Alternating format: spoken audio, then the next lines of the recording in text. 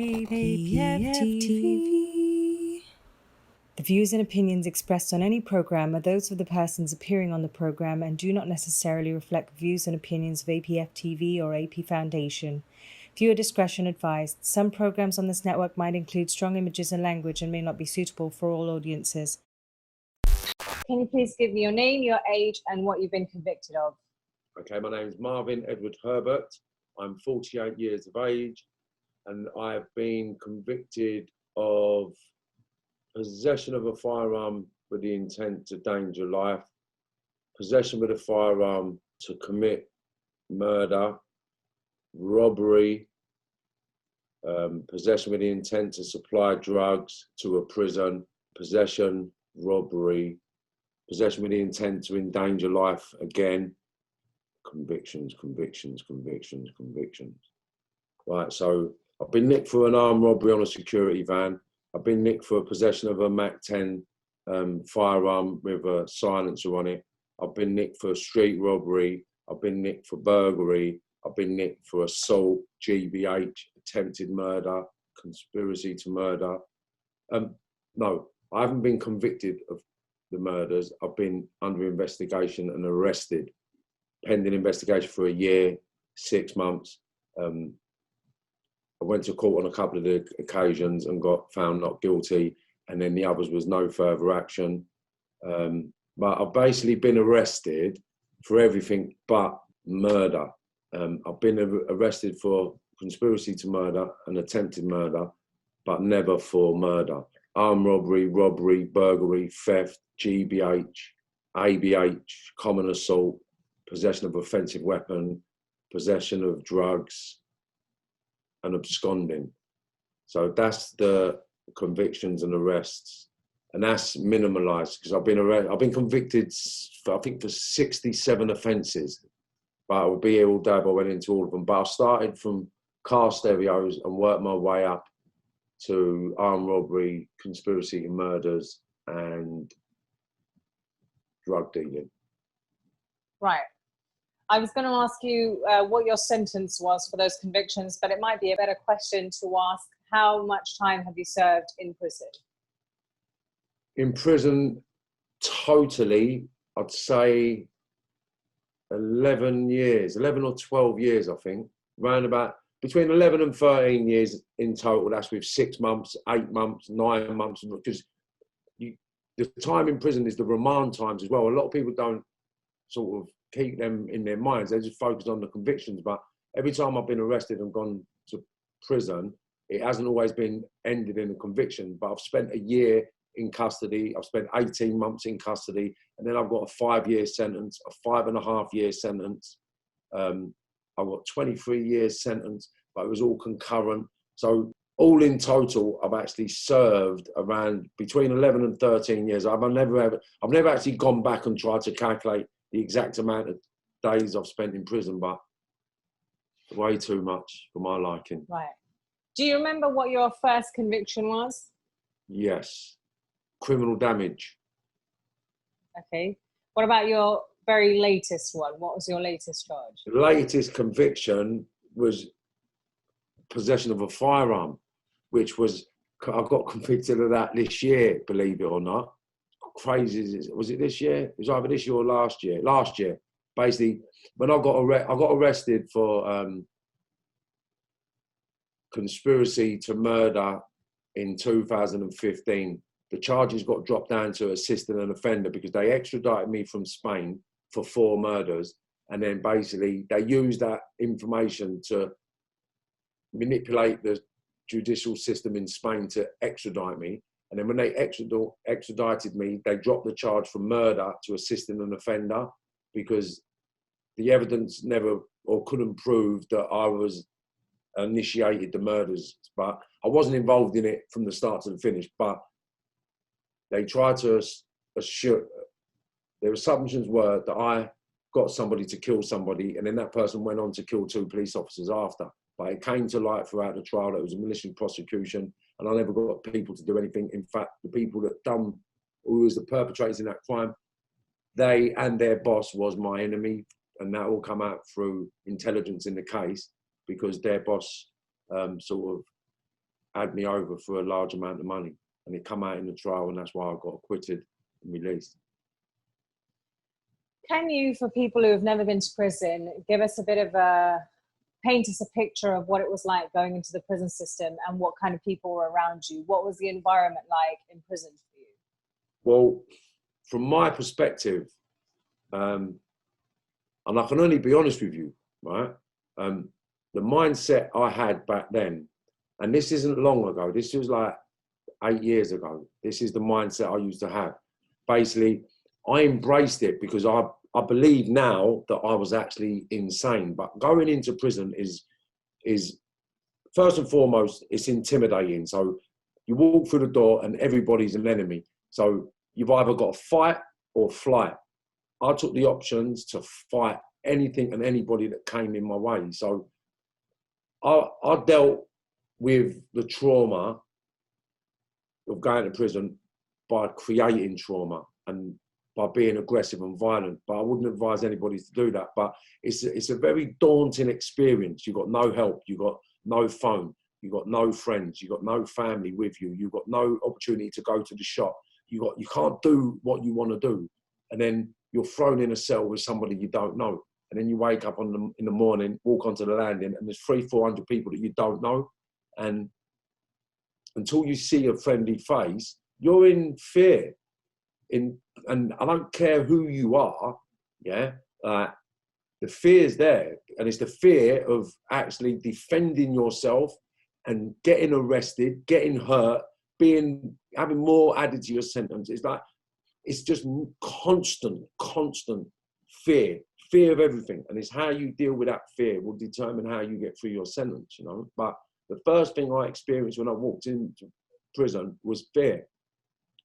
And every sentence I had, that same feeling presented itself every time I got to a new jail.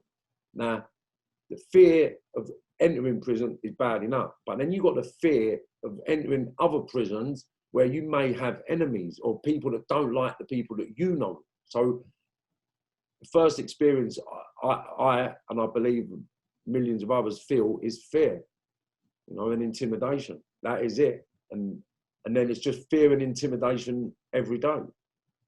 And that's the reality of prison. Sorry, go ahead. And that's the reality.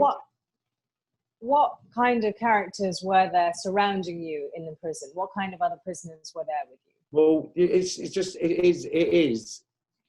a mirrored.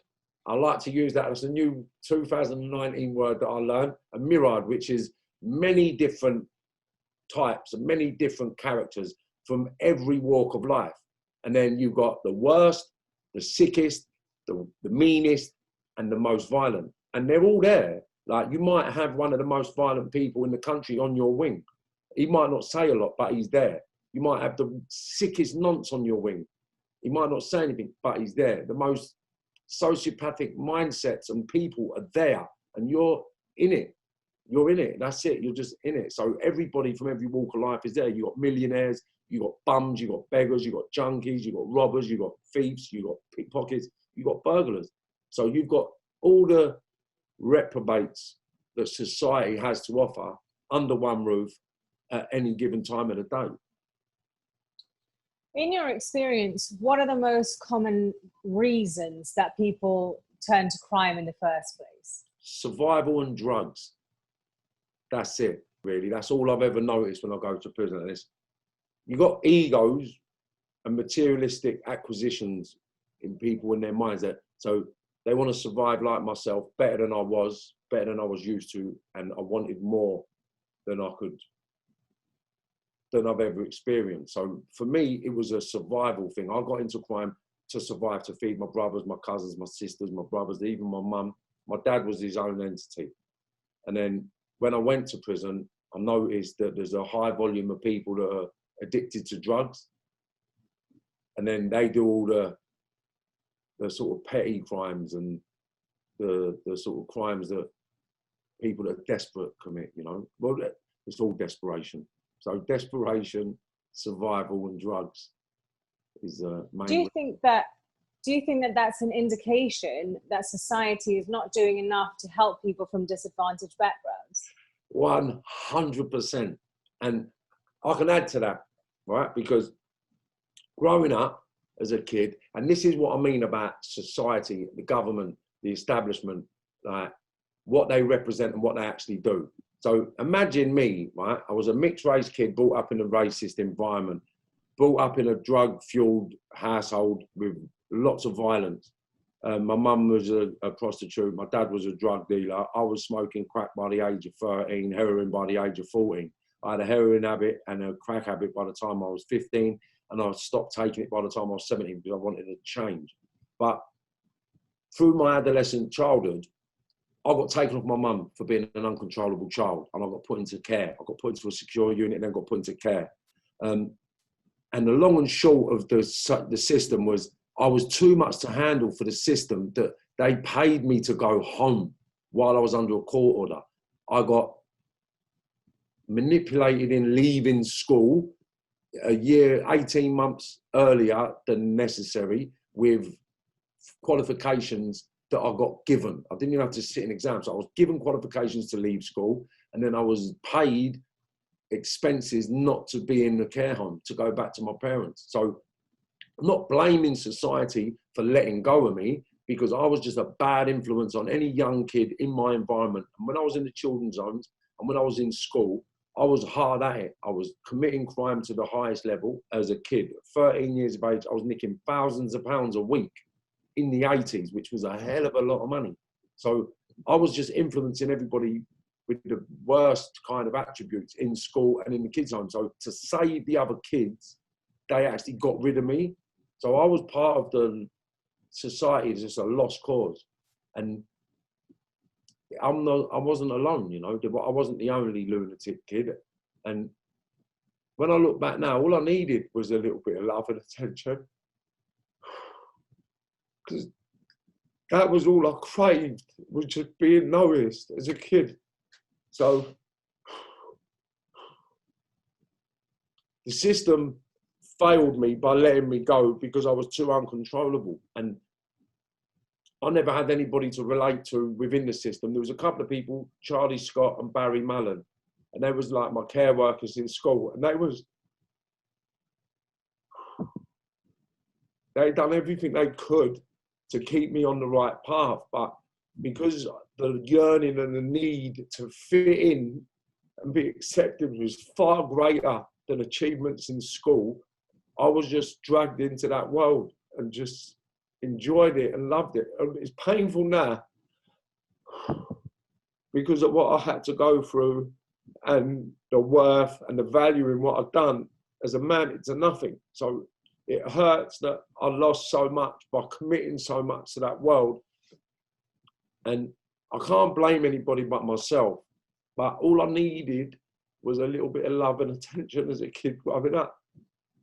And the reason why I do what I do now is because I know what these kids need and want. So I feel it sort of appropriate for me to do what I do, because I find it easy to engage, because there ain't many kids from the road and from the street that have actually been through what I've been through. Now, some of them pretend they've been through it, but most of the gang members from the decent homes, they've got food every day. Their mum's in at home, their dad's at home, like their mum and dads are at home. No matter what, they've got a stable environment where someone goes to work and pays the bills. Someone looks after the family, puts a dinner on the table every night. Like in my house, that wasn't the case. So I've done things because I felt I had to do things rather than wanting to do things, you know. So yeah, sorry for that little rant. No, thank you. That's very, very good of you to share with us. Speaking about younger generations nowadays, do you feel like social media kind of makes it easier for children to be targets of gangs and criminals and to influence them to be a part of criminal violence? Yes and no. It's like having every gang member in the country ringing your phone, every gang member in the country looking at your face. So although I can't say that social media is responsible, but the wider range of sort of contact you get with everybody, or the quicker everybody hears about things. So it's more, the social media, I believe, is responsible for applying more peer pressure to the individuals because it makes everything instant to everybody. So the minute you do something, the whole world knows. So it's that people are battling against, and it's that people go out and do insane things because they don't know who thinks they're an idiot. They don't know who knows what they've done. They don't know nothing. They go out and they think people laughing in the corner knows what's being posted. So they react to that, you know. So it has a fundamental effect on how people behave, but how people behave ultimately falls back down to their environment and their peers and their parenting. You can't blame the social media, but I suppose the social media has to be accountable by allowing sort of immediate publications of information rather than it going through a vetting process. Like if you put something up on Facebook, right, that has a copyright issue or a verbal issue, then straight away they take it down. But anything to do with gang violence, anything to do with beatings, stabbings, cutting, shootings, they let you post it. So it's not the social media per se that is responsible, it's the people that are controlling the social media and what they allow to be publicized. Yeah. Right. What would you say to people who would say, you know, there are loads of people who come from disadvantaged backgrounds that didn't turn to crime. Why should we give ex-offenders a chance at life again? Why should they deserve a second chance? Right, I'll tell you why. Right, I'll tell you why. Simple fact. Because it is the state's responsibility,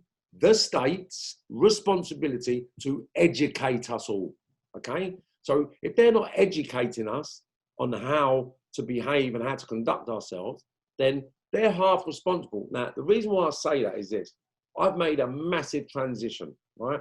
And I've got to put it out there, and I'll put it out there because it's the truth, right? Now, the one thing that made me really turn to the life of legitimacy more than anything else, one sec, was this book,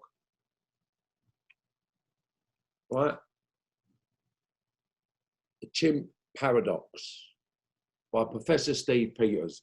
Now, what this book made me realize as a mature individual, that I wasn't in control of myself, right? Because I allowed my limbic system of my brain, which is far stronger than my frontal lobe, to control my life. Because I wasn't aware of what them voices was. I thought the voices in my head was me. And I didn't realize that it was a prehistoric survival mechanism that's implanted in every human being to survive. But because of my environment and where I was growing up, I was just exposed to things that kept me in that mindset. But if I was taught or educated on the mindfulness of my brain, then I would have learned what I've learned now at an early age. And now I actually talk to the voices in my head and say, what are you talking about? You end up in prison. Why would you want to go back to prison? And then the voices sort of say, yeah, you're right, you don't want to go back to prison. No, I don't want to go back to prison. So you sort of relax.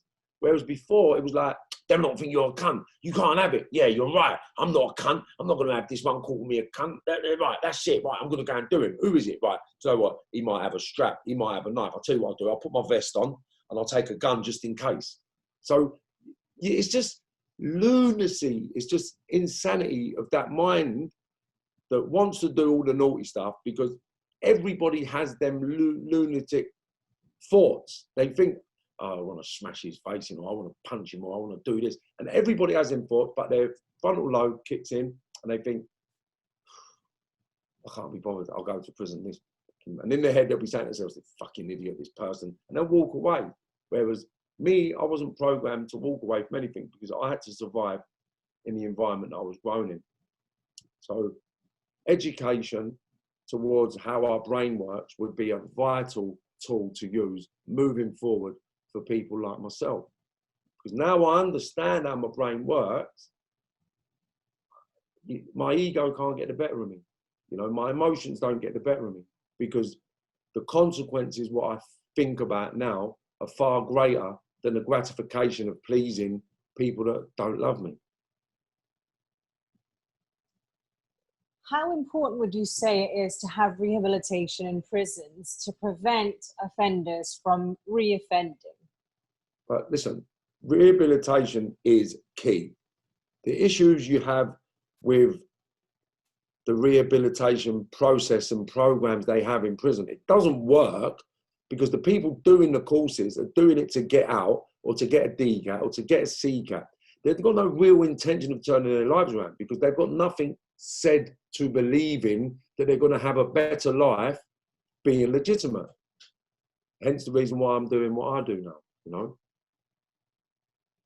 On the back of that, why do you feel that the AP Foundation is such an important platform in giving reoffenders or ex-offenders a second chance at life? Because we've been there, we've seen it, we've done it, we've worn a t-shirt, we've got the videos, and we're living proof. Like normally, you've got gangsters talking about their stories from old washed up buildings and all old and falling apart because they've got no money. They've failed in life, you know. The oxymoron is they've become successful criminals but amounted to nothing. With us, we've been there, seen it, done it, got the t-shirt, and basically we're here to let people know that it isn't worth it. Like, I've handled and made millions of pounds, like, and there's other people that I know within the AP Foundation have earned a lot more than me. And people know who's earning money and who's doing what. So if we're telling people now, listen, I've got nothing but headache, dramas, prison, death, murder, violence, every day, every week, all year, no one would sign up to it. Like, everybody just wants a quick fix to get out of the problems they're in. So the reason why the AP Foundation is a vehicle that can initiate change through rehabilitation is because we will do what we do as an organisation because we can tap into individuals' personal qualities and attributes, and that will make their life a lot better and make them understand who they are and where they can go and where they can end up. Because they're not going to look at us and think, you're an idiot, you're skint, you've got no money. Because although we're liquid skin, we're materialistically wealthy, we're spiritually wealthy, and we're family orientated wealthy. So everything that everybody yearns for from the street, right, is materialistic acquisition, right, family stability and an income coming in. Now, what I like to explain to the youngsters is this. This Christmas, I've been skint, the skintiest I've ever been. Well, I've never been more broke this Christmas than ever in my life. But, right, this is what I said to the youngsters the other day when I was speaking to them. I'm skint, but I'm driving a £70,000 car. I live in a £500,000 house. My house is done up to a standard that is exceptional, okay? And the worst thing that can happen to me right now is a county court judgment and an eviction letter. That's it. That is it. A county court judgment and an eviction letter. And that's it. That is the worst that can happen to me. So me being skint and not having any liquid doesn't mean my life's over. Whereas on the road, when you're skint, your life is over. You've got nothing. At least with working, you've got a credit card, you've got an overdraft, you've got loans you can apply for, you've got stuff you can sell. You don't have to go back to prison. Do you understand? Whereas if you're on the street and you've got no money, you need to jeopardize your freedom to get some money. And that's it in a nutshell. So we can show that kids that have been, or the men even, that are going down the same road that I was on for 4 decades, well, 3.5 decades, happily, risking my liberty every single day of my life for a price I couldn't put my finger on. I was prepared to stab, shoot and kill and go to prison for 5 years, for 6 months, 1 year, 5 years, 10 years, 15 years, or even life. Look in the mirror and tell myself I'm sensible. That's the madness, you know, and that's the life that hundreds of thousands of these youngsters are living at the moment because they don't see the severity in their actions. And the reason why the AP Foundation would be surmountable in anything it does within the prison environment is because we've been there, seen it and done it. And now we're successful, upstanding members of society that are bringing up children and doing the right thing, you know. So That's it. If you could go back to your young self, what would you tell yourself? Go to university. Go college, go school, go college, go university, and get a university degree and learn at least 4 to 5 languages. That's what I tell myself, because that's what I encourage my daughters to do, you know, because with that education, you can get employed anywhere on the planet for a decent salary on a year.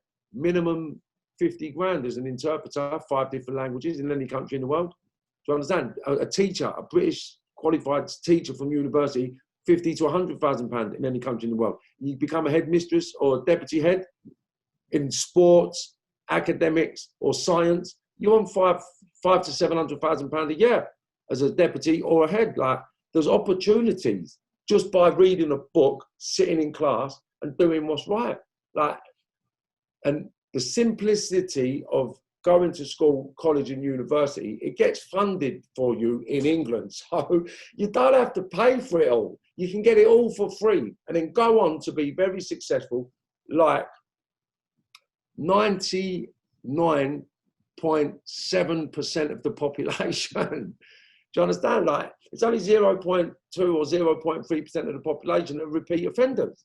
It's not that big a great a mass of people. So being a minority within society shows that being legitimate, going to school, college, and university is the way forward. The issues are getting these kids to apply themselves. Now, why the AP Foundation can be more of an impact within the prison system is because we can say, look, 33 years I wasted. What did I get? I was a gangster in the papers. Right? I was a big gangster in the papers, yeah? But I was struggling to pay my mortgages. I was a big gangster, a big club owner, a big party. I was big everything. Premier League, this, top gangster, Marbella this, and Costa del Sol gangster. So all the papers were writing stuff about me like I was the biggest gangster on the planet. So I'd achieved the goals that you need to achieve in that world. I was dealing with millions of pounds every year. But what did it amount to? Nothing but headache, stress, and prison.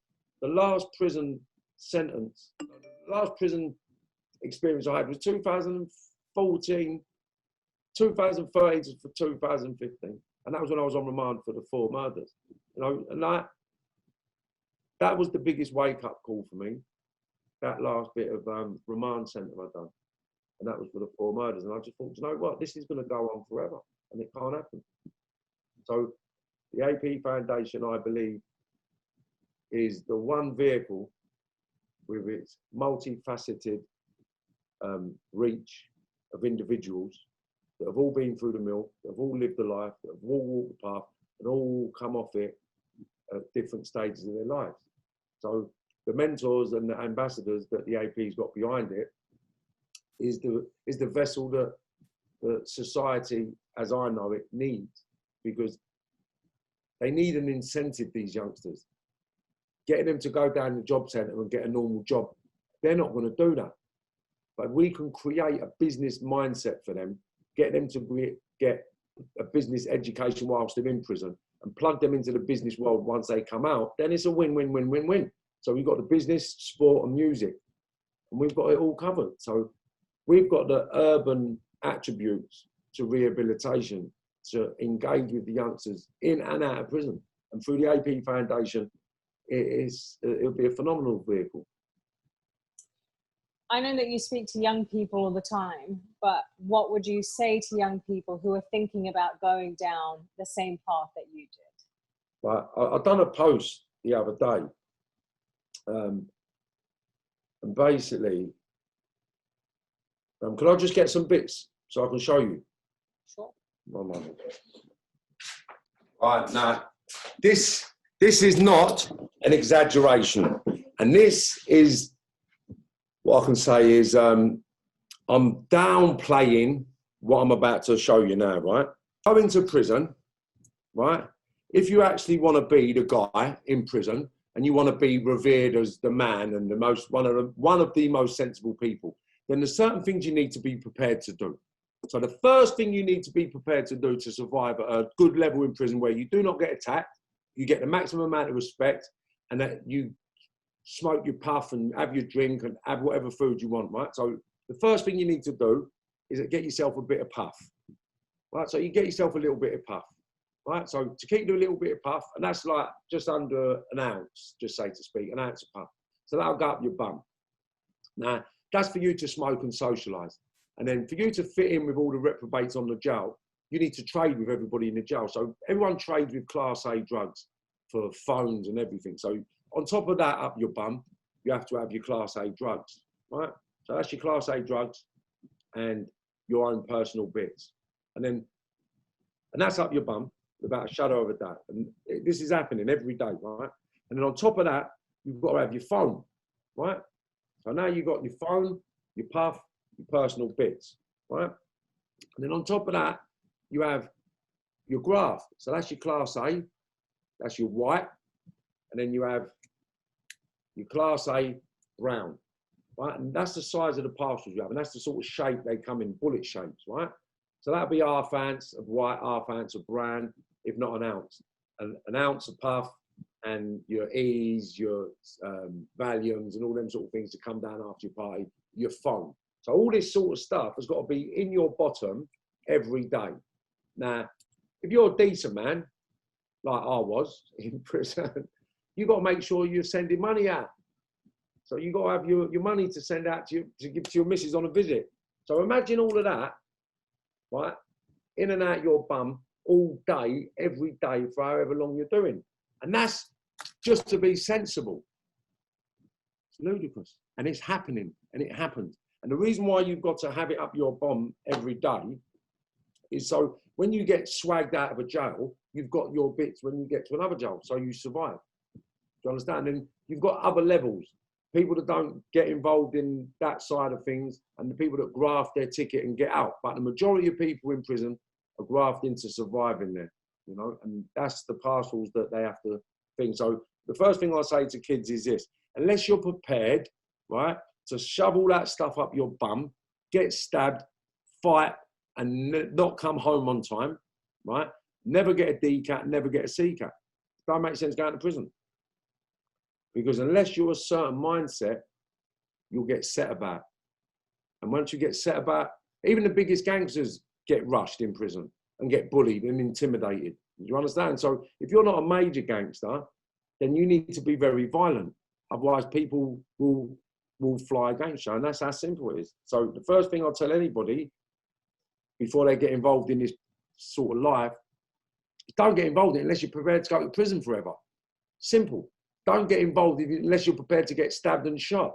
Do you understand? I've been stabbed 23 times. Well, I've been stabbed and cut 23 times on every part of my body. I've got a scar. I've been shot in my head, my eye, my arm, my penis, and my leg.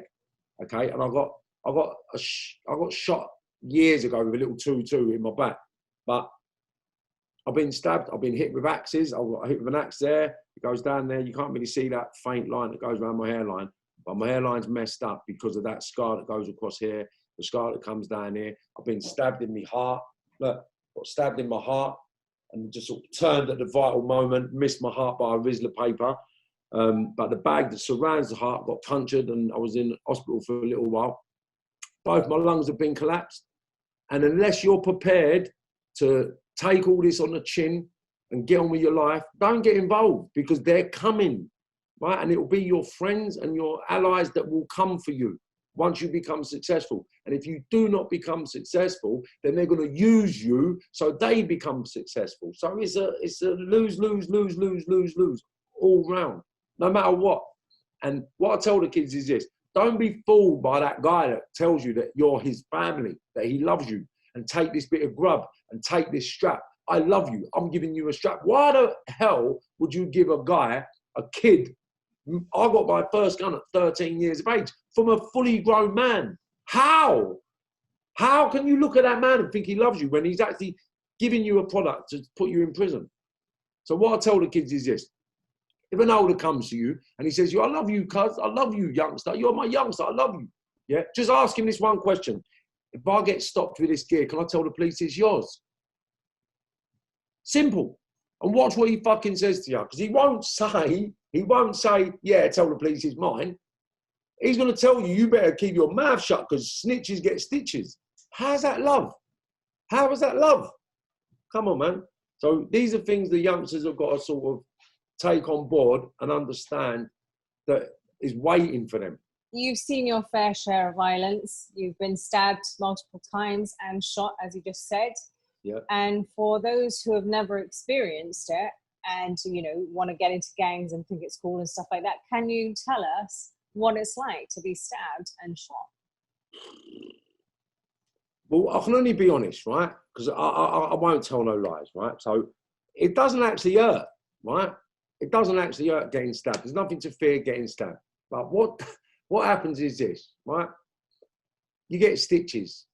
You can't move. You can't cough. You can't laugh. You can't poo, depending on where you get cut and stabbed, right? And then you got to deal with the mental thing and then the physical stuff. So I got shot in my eye, right? So you got all this stuff that you got to consider losing, right? So I lost my eye. I lost one testicle, right?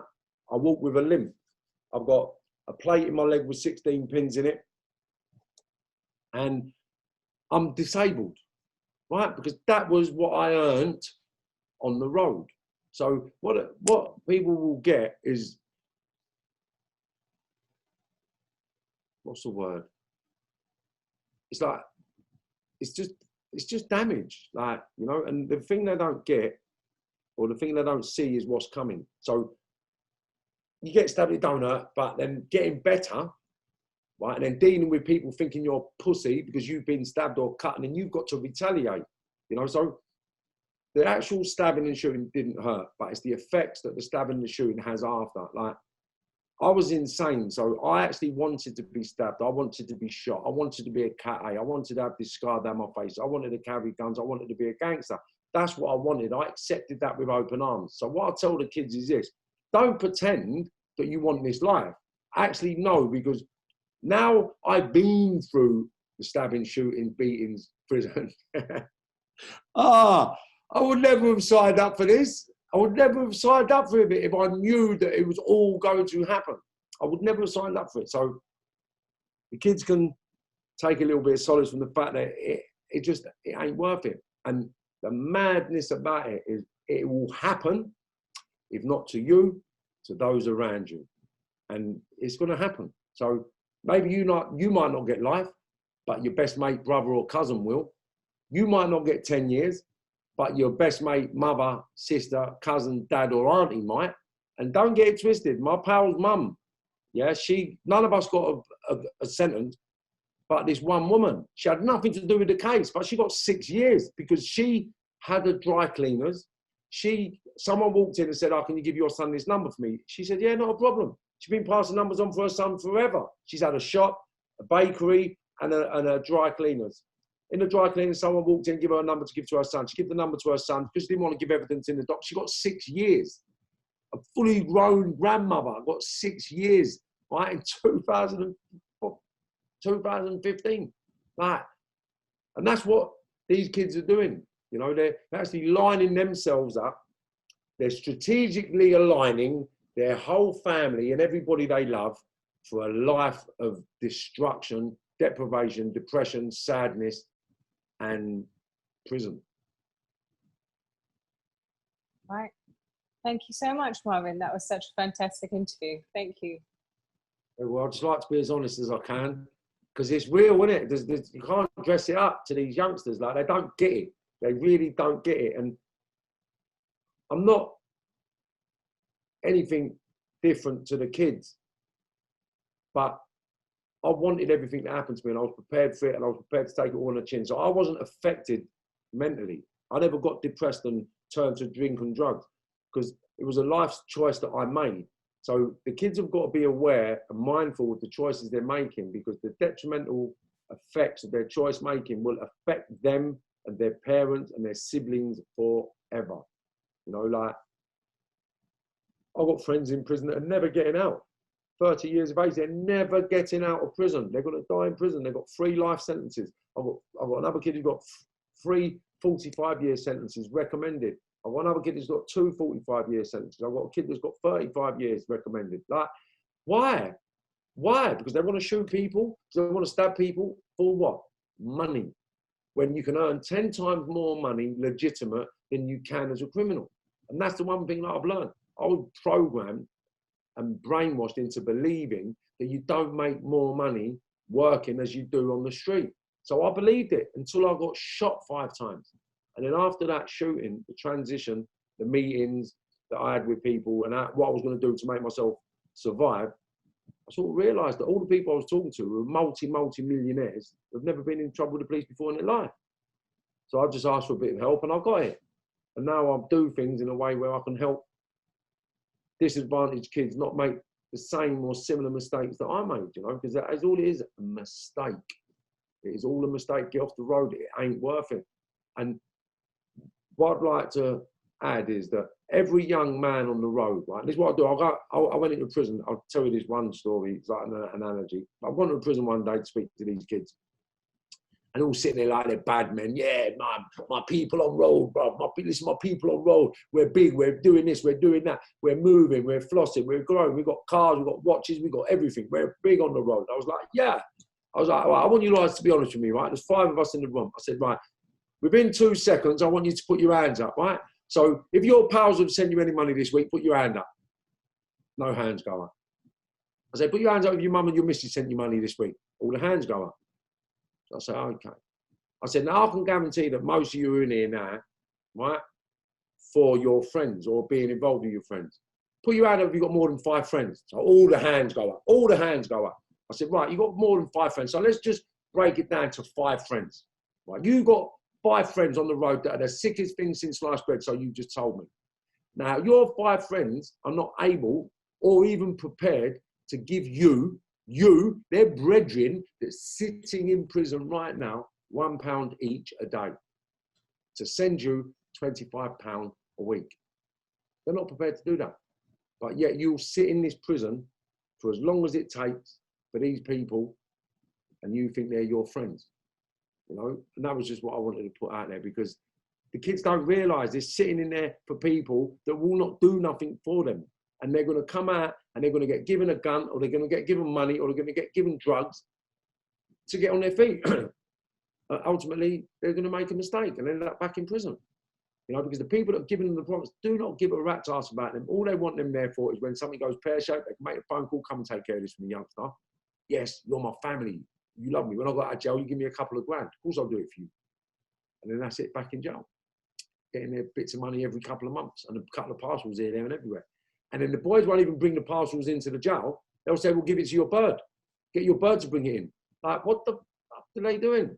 Like, that's your baby, mum. They're telling you, you got to get to bring, and you're risking your life. You're in here for murder. You're in here for stabbing. You're in here for robbing other people. But these people are not even prepared to jeopardize 6 months of their life to bring you a bit of puff. Come on.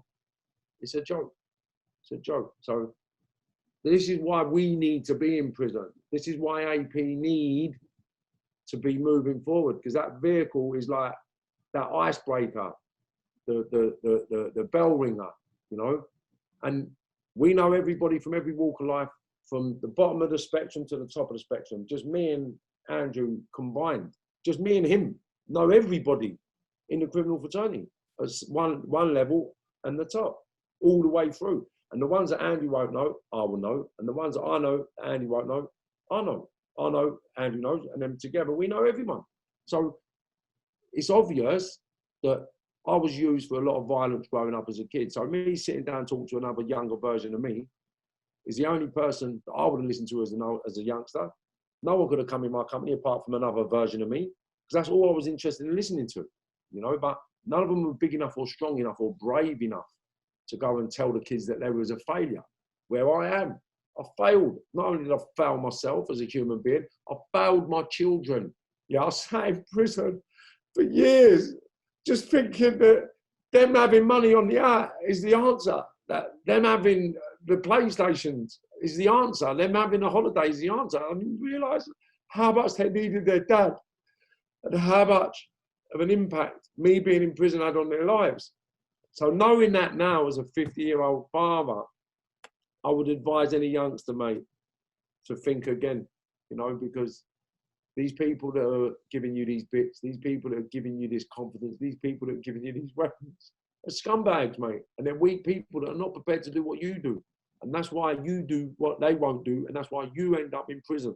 And that's why you are their guy. Don't be everybody's benefit, because that's all I was. I was a fantastic man on the road because I was everyone's benefit. The minute I got shot and I couldn't walk, no one come to see me in hospital. No one come to see me apart from 5 of my friends and my family. So keep your circles tight, small, and very family orientated. You know, clear and simple messages, and that's all we can say to these youngsters. You know, and it's what's needed, right? So rehabilitation will work with the right teams, with the right organisations, and with the right incentives.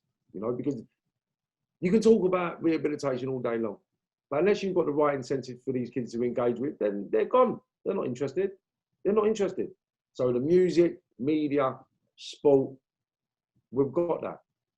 So that's why the AP Foundation, I believe, is the vehicle towards change and rehabilitation to the disadvantaged young men and women of this country.